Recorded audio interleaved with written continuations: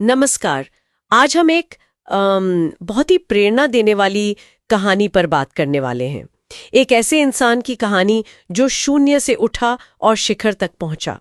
हमारे पास एक लेख है, संघर्ष से करोड़पति, क्रिस गार्डनर की प्रेरणादायक कहानी।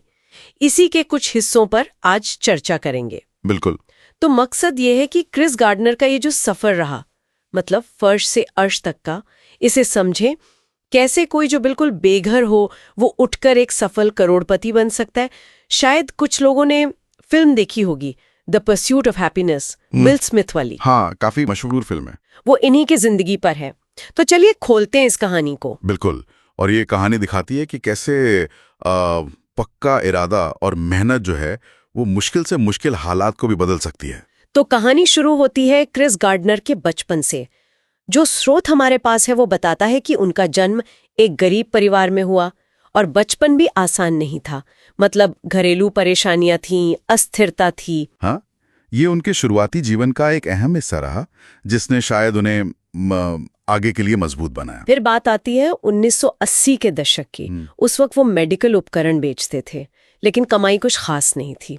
और स्रोत कहता है कि इसी दौरान उनकी निजी जिंदगी में भी उथल-पुथल हुई। हाँ, उनकी शादी टूटी और वो अपने छोटे बेटे के साथ, क्रिस्टोफर जूनियर, उनके साथ वो सड़क पर आ गए।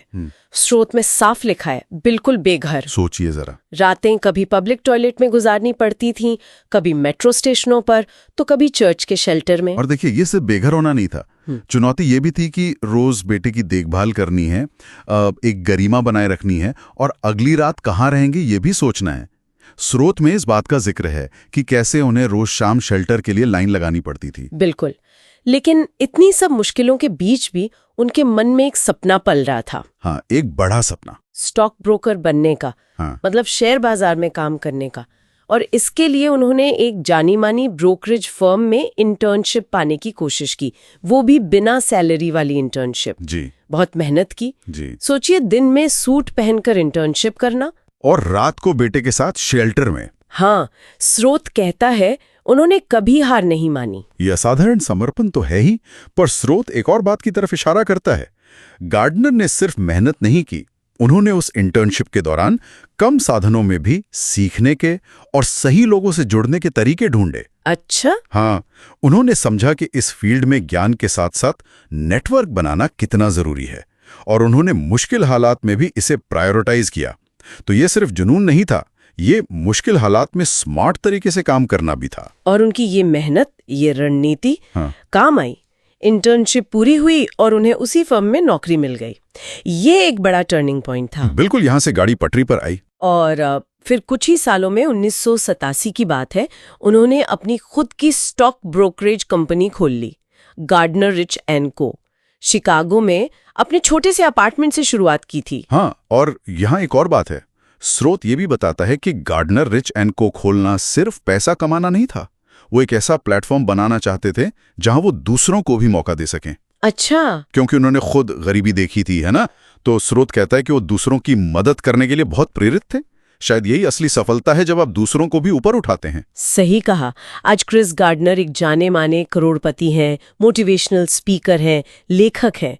उनकी आत्मकथा द परस्यूट ऑफ हैप्पीनेस, वो तो बेस्टसेलर बनी ही। और फिल्म ने तो लाखों लोगों को प्रेरित किया। बिल्कुल। वो अपनी कहानी से यही बताते हैं कि देखो, हालात कितने भी बुरे हों, उम्मीद और मेहनत से उन्हें बदला जा सकता है। उनकी कहानी हमें स्रोत की एक बात याद दिलाती है। सफलता का असली स्वाद शायद उन चुनौतियों के बाद ही आता है जिन्हें पार करना नामुमकिन सा लगता है। और गार्डनर का जीवन तो उसका जीता जागता सबूत है। तो आज हमने क्रिस गार्डनर के इस अविश्वसनीय सफर पर बात की। बेघर होने से लेकर अपनी $multi-million कंपनी बनाने तक का सफर।